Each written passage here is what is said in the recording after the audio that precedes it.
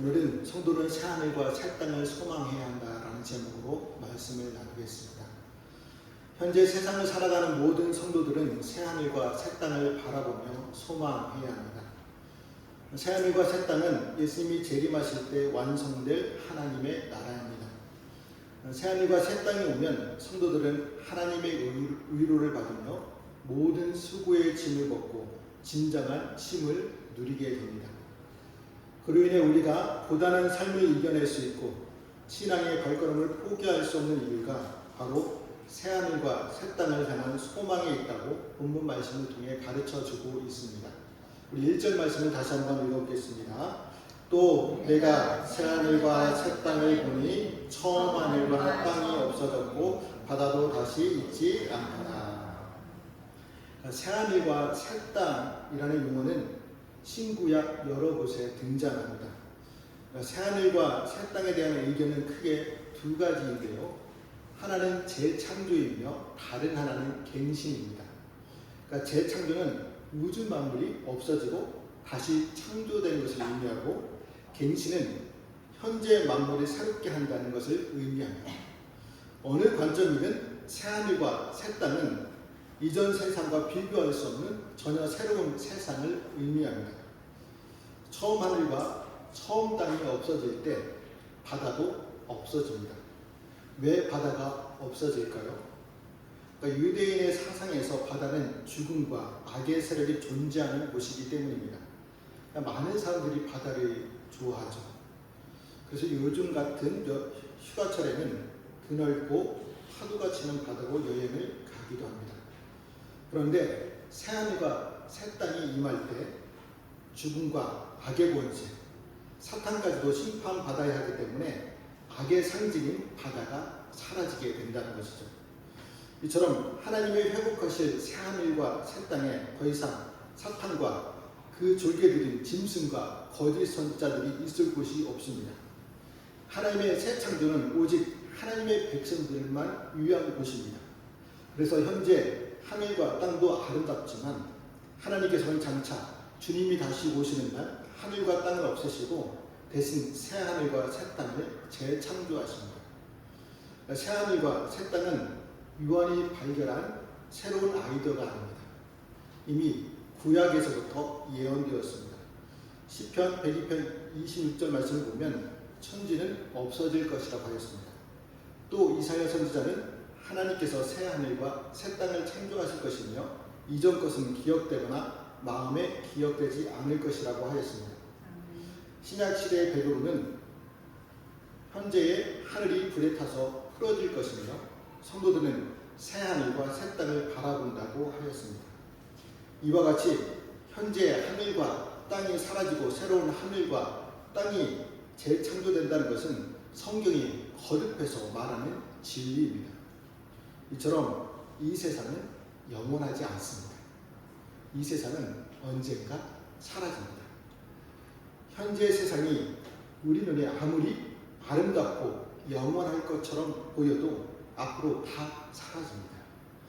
하나님께서 자신이 창조하신 현 우주를 없애시고 새 하늘과 새 땅을 창조하시는 이유가 있습니다. 현 우주는 인간의 죄로 인해 오염되었기 때문입니다. 그래서 창조 당시의 질서를 상실하여 하나님의 백성이 살기에는 부적합한 곳이 되었습니다. 하나님이 이 세상을 처음 창조하실 때만 해도 이 세상은 지금과는 비교할 수 없을 정도로 살기 좋은 곳이었죠. 사람이 노동을 하지 않아도 각종 아름다운 식물과 생명나무 열매를 먹고 영생할 수 있었습니다. 그러나 인간의 범죄로 모든 것이 달라졌습니다. 땅은 엉겅퀴와 가시를 내었고 인간은 노동을 해야지만 먹고 살 수 있게 되었습니다. 또한 양육 강식과 적자 생존이 생기게 되었습니다. 그뿐만 아니라 이 땅에는 온갖 질병의 고통이 들어오게 되었습니다. 하나님의 창조 당시의 아름다움이 사라지고 이 땅은 파괴적으로 변하였습니다. 그래서 사도 바울은 피조물이 다 이제까지 함께 탄식하며 고통받게 되었다라고 표현하였습니다. 현 우주가 아름답게 보이는 것은 사실이지만 그 실상은 죄로 인해 모두 다 탄식하며 고통받고 있습니다. 그래서 하나님은 현 우주를 없애시고 자신들의 백성을 위하여 새하늘과 새 땅을 창조하십니다. 새하늘과 새 땅에는 다시는 죄가 틈타지 못하는 것이 되어 더 이상 양육강식과 적자생존이 없어지게 됩니다. 그래서 우리는 어디에 소망을 두어야 할까요? 앞으로 사라질 현 세상입니까? 영원히 있을 새하늘과 새 땅입니까? 죄로 가득한 이 세상입니까? 하나님이 처음 세상을 창조하실 때처럼 아름다운 곳입니까? 당연히 새하늘과 새 땅에 소망을 두어야 합니다. 요한이 환상 중에 바라본 그 새하늘과 새 땅을 우리도 바라보아야 합니다.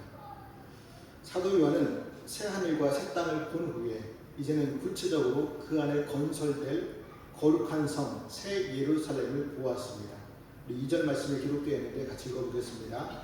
또 내가 보매 거룩한 성 새 예루살렘이 하나님께로부터 하늘에서 내려오니 그 준비한 것이 신부가 남편을 위하여 단장한 것 같다. 아멘.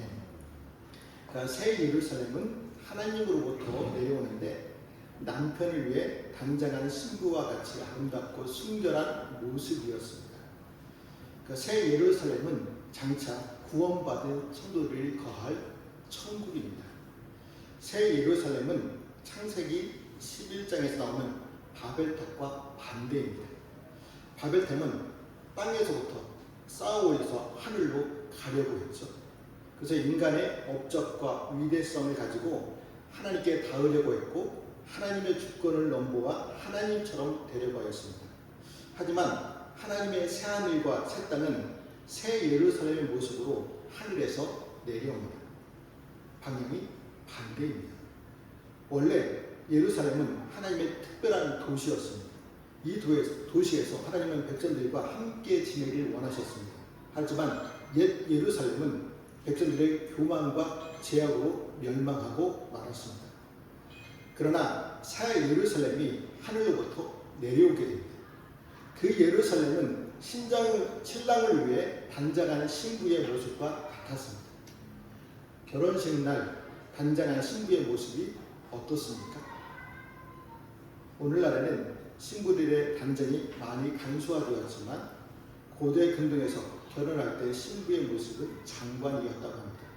이렇게 아름다운 모습이 우리가 거할 새 예루살렘 곧 천국의 모습입니다. 이러한 천국이 속히 오기를 바라지 않습니까? 진정한 성도라면 누구나 이러한 천국이 속히 오기를 고대하게 됩니다. 그러나 안타깝게도 이 세상은 아름다운 천국이 올 거라고 믿고 기다리는 사람보다 천국이 오건 말건 상관없다는 생각으로 살아가는 사람들이 훨씬 많습니다. 여러 이유 중 한 가지를 꼽는다면 천국이 온다고 약속된 지 너무 오랜 시간이 흘렀기 때문입니다. 그래서 사람들에게 신뢰를 주지 못했습니다. 사실 지금은 천국이 온다고 예언된 때부터 많은 시간이 흘렀습니다. 그러니까 인간의 시간으로 2000년이 넘는 시간이 흘렀습니다. 그래서 인생이 길어야 100년도 못 된다는 사실을 생각하면 더 이상 천국을 오기가 기다린다는 것은 부질없는 것으로 보입니다. 그러나 우리는 분명 알아야 합니다. 천국은 지금도 시시각각으로 다가오고 있다는 사실입니다. 비록 우리가 느끼지 못하더라도 천국이 매 순간 다가오고 있다는 사실입니다. 하나님께서는 영원한 천국이 오기까지의 과정에서 있을 많은 사실에 대하여 말씀하셨습니다. 그리고 그 말씀을 따라 그리스도가 인간의 모습으로 오셨고 부활 승천하셨으며 성령이 오셨습니다. 또 말씀대로 복음이 땅끝까지 전해지고 있습니다. 천국이 오기 전에 이 땅에 있을 것이라고 예언된 일들 중에 어느 것 하나라도 성취되지 않고 넘어간 것이 없습니다. 천국이 당장 오지 않고 또 지체되는 듯이 보인다고 하여 천국이 오지 않는다고 말할 수는 없습니다. 만일 오지 않는다고 말하는 사람이 있다면 베드로의 말에 귀를 기울여야 합니다. 어떤 말입니까? 베드로후서 3장 8절과 9절 말씀도 같이 읽어보겠습니다.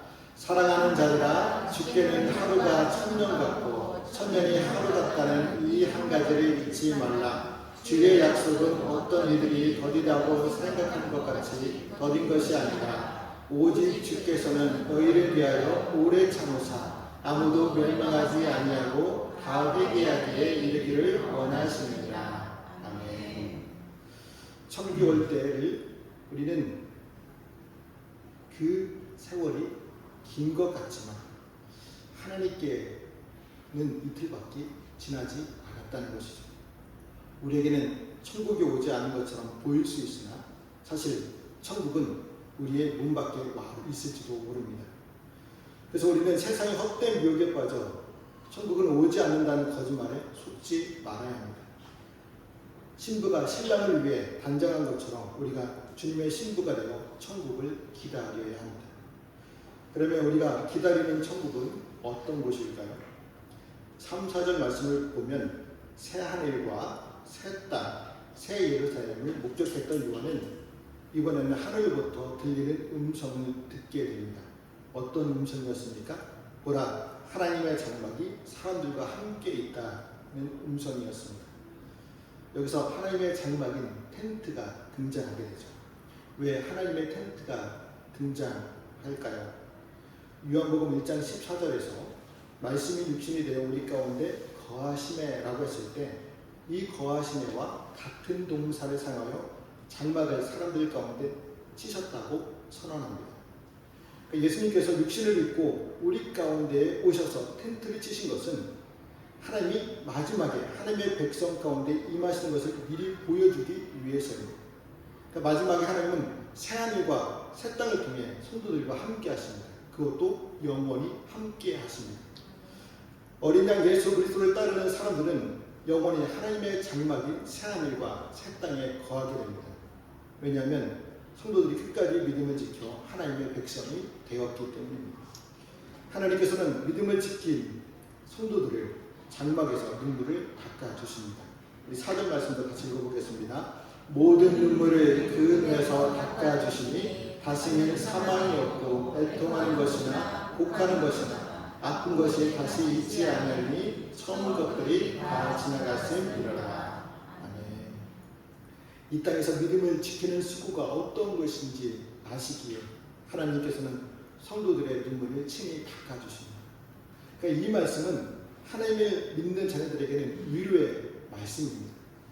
특히 당시 믿음으로 인해 고난 가운데 있는 성도들에게는 더 큰 위로가 되는 말씀이었습니다. 그 당시는 성도들이 로마의 가혹한 핍박을 받았던 시대였죠. 로마 황제를 신으로 숭배하지 않았기에 많은 믿음의 성도들이 고통을 당하며 죽어갔습니다. 반대로 또한 많은 사람들이 핍박이 두려워 믿음을 버리고 그리스도를 배교하였습니다. 이런 상황에서도 당시 성도들은 고통과 죽음을 두려워하지 않았습니다. 성도들이 향한 하나님의 아버지의 위로와 사랑의 말씀이 있었기 때문입니다. 오늘날 우리에게도 마찬가지입니다. 세상은 현대인들에게 하나님 대신 물질과 지식과 명예를 섬길 것을 강요하고 있습니다. 이런 세상에서 믿음을 지키는 것은 참 힘든 삶입니다. 그럼에도 우리가 세상과 타협하거나 하나님을 저버리지 않을 수 있는 까닭은 무엇입니까? 그것은 바로 우리를 향한 하나님의 위로와 사랑이 있기 때문입니다. 지금도 하나님께서는 우리의 흐르는 눈물을 닦아주십니다. 세상에 줄 수 없는 평안과 기쁨을 허락하여 주십니다. 우리는 우리의 눈물을 닦아주시는 하나님을 체험해야 합니다. 그리고 고통과 죽음이 지배하는 옛 세상을 뒤로한 채 기쁨과 생명이 지배하는 새로운 하나님의 나라를 소망하며 살아가야 합니다. 우리가 새하늘과 새 땅을 소망하는 이유가 무엇입니까? 하나님의 약속이기 때문입니다. 우리 5절 말씀도 같이 읽어보겠습니다. 보좌에 앉으신 이가 이르시되 보라 내가 만물을 새롭게 하노라 하시고 또 이르시되 이 말은 신실하고 참되니 기록하라 하시고. 아멘. 보좌에 앉으신 하나님께서 보라 내가 만물을 새롭게 하노라 말씀하십니다. 이것은 하나님께서 새하늘과 새 땅에 대한 확신을 유한하게 다시 한번 확증시켜 주시는 말씀입니다. 그러니까 이 말씀은 요한의 환상 중에 들은 예언이죠. 그런데 중요한 것은 이 예언은 이미 그 자체의 성취를 포함하고 있다는 사실입니다. 6절에서 하나님께서 다 이루었도다 라고 말씀하신 사실로 확인할 수 있습니다. 하나님은 아직 이루어진 일이 아니지만 이미 이루어진 일로 간주하고 말씀하고 계십니다. 그리고 그 사실에 확실성을 더하기 위하여 5절 후반부에 요한을 향하여 이 말은 신실하고 참되니 기록하라고 명령하셨습니다. 이처럼 새하늘과 새 땅은 반드시 이루어집니다. 왜냐하면 하나님이 약속하셨기 때문입니다. 모든 약속의 중요성은 그것을 약속하는 사람의 신실성에 달려 있습니다. 그것이 얼마나 놀라운 약속인지, 그것이 얼마나 큰 약속인지가 중요한 것이 아니라 약속한 이가 누구인가 하는 것이 더 중요합니다. 약속을 자주 어기는 사람들의 말을 믿을 수 있습니까? 믿을 수 없죠. 특히 호언 장담하는 사람의 말을 믿지 말아야 합니다. 자신 있게 꼭 하겠다라고 장담하는 사람이 약속을 지키지 않는 경우가 더 많기 때문입니다. 그러나 새하늘과 새 땅을 약속하신 분이 누구입니까? 하나님이시죠. 하나님은 창조주이십니다. 그래서 새하늘과 새 땅을 조성하실 능력을 가지고 계신 분이십니다. 또 하나님은 신실하십니다. 한번 말씀하신 것은 반드시 이루시는 분이십니다. 6절에서 하나님은 자신을 나는 알파와 오메가요 처음과 끝이라고 소개하셨습니다. 그러니까 요한계시록 1장에서도 하신 하나님의 자기 소개입니다. 이것은 그냥 멋있으라고 하신 말씀이 아닙니다. 여기는 분명한 목적이 있다는 것이죠. 그것은 약속이 반드시 성취된다는 강조입니다. 약속으로 시작하신 하나님이 또한 그것을 이루어 끝맺으실 것임을 밝히셨습니다. 하나님의 알파는 반드시 오메가를 지향합니다. 하나님은 알파만에 하나님이 되실 수 없습니다. 하나님께 있어서 알파와 오메가는 언제든지 한 쌍입니다. 하나님의 모든 계획은 반드시 그대로 성취됩니다. 하나님의 뜻하신 바는 반드시 끝을 보고 맙니다. 우리는 새하늘과 새 땅에 대한 하나님의 약속이 반드시 성취될 것을 믿어야 합니다. 그런데 우리가 알아야 할 사실이 있습니다. 하나님의 새 창조는 새로운 것을 만드는 것이 아니라 모든 것을 새롭게 하는 창조라는 사실입니다. 다 불태워 없애고 새로 만드는 것이 아니라 처음 창조를 회복하고 업그레이드 되는 것을 말합니다. 하나님의 새 창조는 이미 그리스도 안에서 시작되었습니다. 그래서 사도 바울은 누구든지 그리스도 안에 있으면 새로운 피조물이라고 하였습니다. 그리스도 안에 있으면 하나님의 새 창조에 이미 들어간 것입니다. 그로 인해 요한의 믿음으로 그리스도 안에서 이루어지고 있는 것을 바라보며 기뻐했던 것처럼 우리도 믿음으로 새하늘과 새 땅을 바라보며 기뻐할 수 있습니다. 창세기에서 처음 창조를 시작하신 하나님이 이제 그 창조를 회복하고 완성하십니다. 그래서 창조를 시작하고 창조로 끝맺는 성경은 창조의 책입니다. 하나님은 알파와 오메가, 처음과 마지막입니다. 누가 이 우주를 만들고 주관하십니까? 사탄과 그 졸개들입니까? 돈입니까? 세상의 시스템입니까? 어린 양으로 우리에게 오셔서 약함으로, 선함으로, 사랑으로, 자비로 우리를 구하신 하나님이 우주를 만들고 주관하시는 분이십니다. 지금 우리가 사탄에게, 돈에게, 세상에게 지는 것 같지만 하나님은 자신을 의지하는 성도들을 반드시 구원하여 주십니다. 하나님은 목마른 사람에게 생명수 샘물을 거저 마시게 하시겠다고 약속하셨습니다. 생명수 샘물의 근원이신 예수 그리스도를 따르면 아무 공로 없이 생명수 샘물을 마시게 하십니다. 여러분, 우리가 어린 양 예수 그리스도를 믿는다고 고백하는 것은 무엇을 의미하는 것일까요? 세상은 포기와 낮아짐과 순종 같은 가치를 이해하지 못합니다. 세상의 세계관과 가치관은 빼앗음과 높아짐과 억압을 통해 얻은 권력에 기대고 있기 때문입니다. 그래서 세상은 상대방과 싸워 이어 쟁취하라고 말합니다. 이것이 세상 바벨론이 주는 가치관입니다. 예수 그리스도를 주님으로 고백하는 것은 종교적인 견해를 밝히는 것이 아닙니다. 세상 체계를 부정하고 다른 세계관과 가치관으로 살겠다는 결단을 보여주는 것입니다. 요한계시록을 읽는 1세기의 성도들이나 21세기의 성도들이나 같은 도전을 받고 있습니다. 세상의 시스템에 순응해 편안히 살아갈지 아니면 세상이 인정해 주지도 않는 어린 양의 방법으로 살아갈지 결정하라고 말씀합니다. 생명수생물은 누구에게만 주어집니까? 오직 이기는 자에게만 주어집니다. 견디어 이기는 자는 하나님의 자녀가 되고 하나님은 이기는 자의 하나님이 되십니다. 우리 7절 말씀이 기록되어 있는데 같이 읽어보겠습니다. 이기는 자는 이것들을 상속으로 받으리라. 나는 그의 하나님이 되고 그는 내 아들이 되리라. 아멘. 여러분, 신앙생활은 승리와 패배만 있을 뿐입니다. 어린 양이신 예수 그리스도를 따르면서 이기든지 아니면 세상의 가치관을 따르면서 실패할지 뿐입니다. 우리의 영적인 적 사탄은 우리에게 세상의 가치관을 따르라고 유혹합니다. 그러나 우리가 세상의 가치관을 가지는 것은 스스로 제 무덤을 파는 것과 동일합니다. 왜냐하면 세상의 가치관은 사탄의 가치관이며 멸망으로 나아가는 지름길이기 때문입니다. 우리는 세상의 가치관에 빠져들지 않기 위해서는 두 가지를 잘해야 합니다. 하나님의 말씀 묵상과 기도입니다. 하나님의 말씀을 날마다 묵상하며 기도해야 합니다. 그런데 사실 말씀을 묵상하고 기도하는 것은 쉬운 일이 아니죠. 바쁜 일상을 살아가다 보면 말씀을 묵상하며 기도하는 시간이 부족합니다. 그리고 쉴 때도 말씀을 보고 기도하기보다는 스마트폰으로 영상을 볼 때가 더 많습니다. 그렇지만 우리는 늘 말씀을 묵상하며 기도하는 습관을 가져야 합니다. 그럴 때 사탄의 공격에 맞서 견디어 이기는 자가 될 수 있습니다. 하나님께서는 사탄과의 영적인 싸움에서 이기는 자만을 자신의 아들로 삼는다고 말씀해 주셨습니다.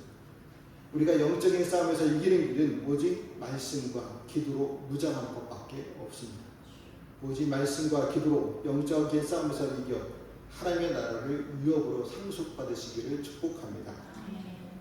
이기는 자와 대비하여 불과 유황으로 타는 모신 둘째 사망에 들어갈 자들을 말씀하십니다. 어떤 자들입니까? 8절 말씀에 기록되어 있는데 같이 읽어보겠습니다.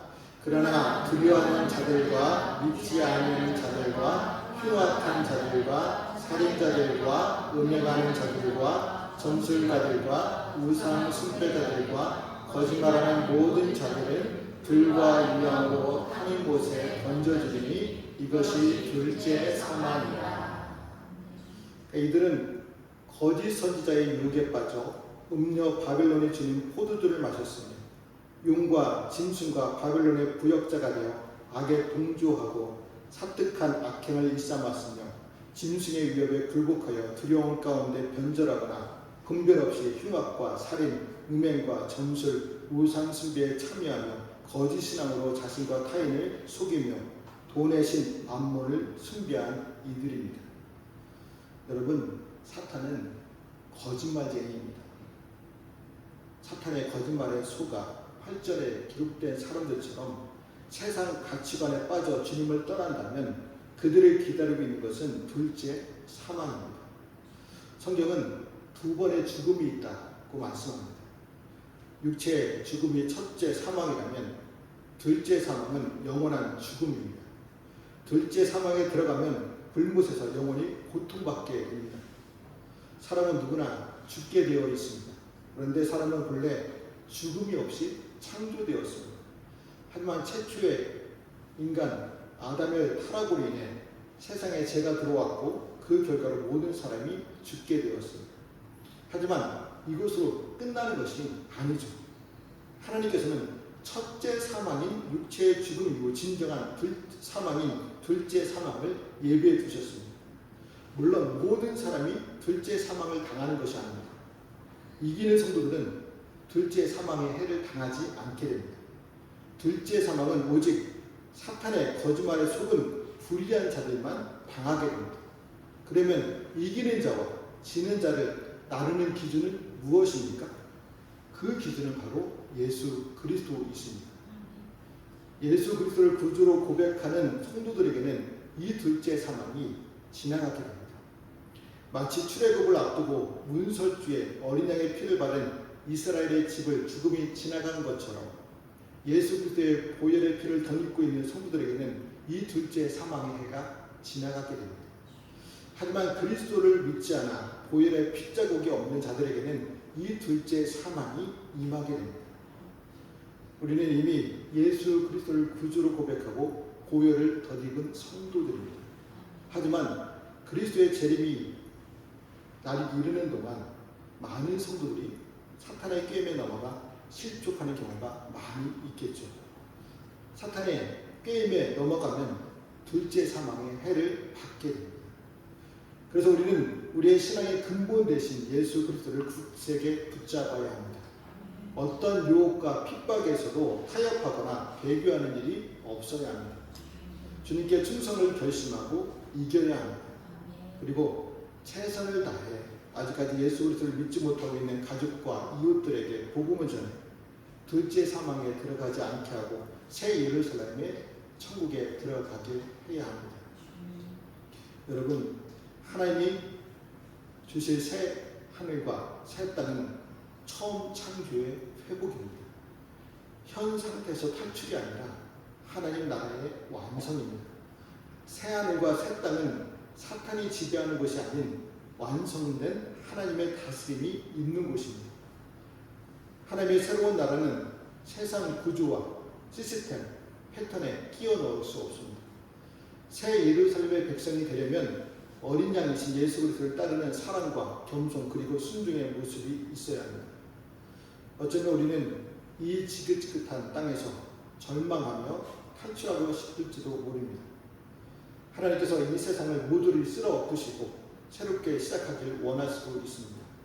그러나 요한계시록에서 계속 보여주는 것은 하나님의 심판이 이 땅의 완전한 파괴로 이어지지 않는다는 것입니다. 보좌에 앉으신 하나님께서 보라 내가 모든 것을 새롭게 한다라고 직접 말씀하셨습니다. 하나님의 새 창조는 새로운 시작입니다. 새롭게 시작되는 새하늘과 새 땅에서 하나님께서 우리가 이 땅에서 흘렸던 모든 눈물을 씻어 주십니다. 믿음을 지키기 위해 견뎌야 했던 아픔들, 고통들, 지치와 괴로움들을 새하늘과 새 땅에서 눈눕듯이 사라져 버립니다. 그러므로 새하늘과 새 땅의 소망을 품고 고난을 넉넉히 견디고 이기는 저와 성도들이 되시기를 주님의 이름으로 말씀을 드립니다. 기도하시겠습니다.